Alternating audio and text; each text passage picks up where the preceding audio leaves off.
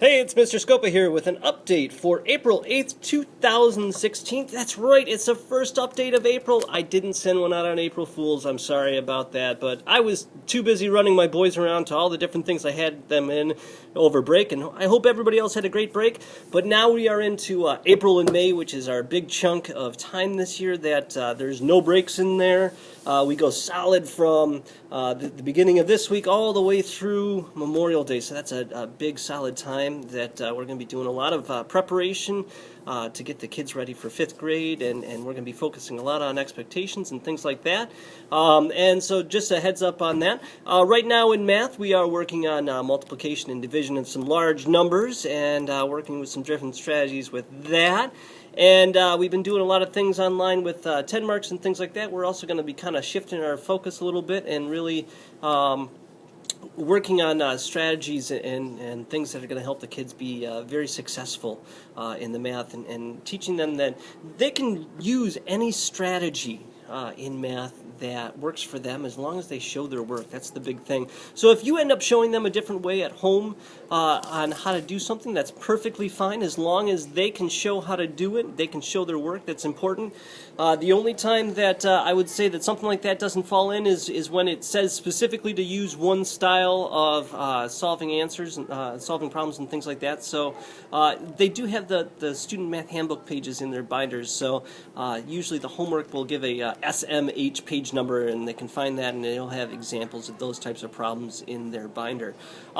We've had all sorts of stuff coming home. I know that some of you came this week and went to the Albany Parent Night meeting that was over at the Macedon Public Library. That's a program run by Mrs. Gilson over the summer to take 4th graders out and show them the Capital Region, which is kind of an important thing for them to see.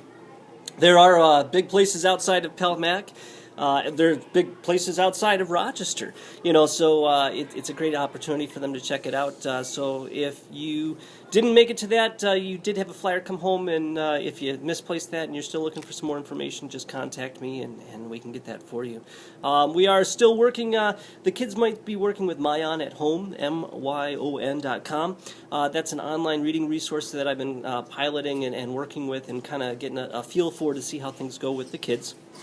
And we've been also still doing a lot of things with Google Forms and things like that. One of the things that we have not had lately is Wordly Wise. We didn't have it this week. We're not going to have it next week, but next Friday the 15th is going to be the first day that we assign it again, and so that way we'll get back into the swing of things. Mr. Fundus and I decided that with all the testing and the different schedules going on, that it would be a good idea for us to kind of put a pause on it to make things roll out a little bit better. So just keep on telling your kids that they need to be reading for their accelerated reader goal. If they take tests in Myon, those will count towards that goal, so that is something that's going on there. And with that, I hope you have a great weekend. I'm looking outside, there's these crazy little white things coming down. I know the calendar says it's spring, but we're still having some of that. So just a suggestion to make sure you double check with the kiddos that they've got appropriate jackets and so forth based on the weather, because if it is cold and they don't have jackets, then that kind of puts the kibosh on heading outside for outdoor recess. So, just make sure that they're dressed appropriately for the weather. With that, have a good weekend.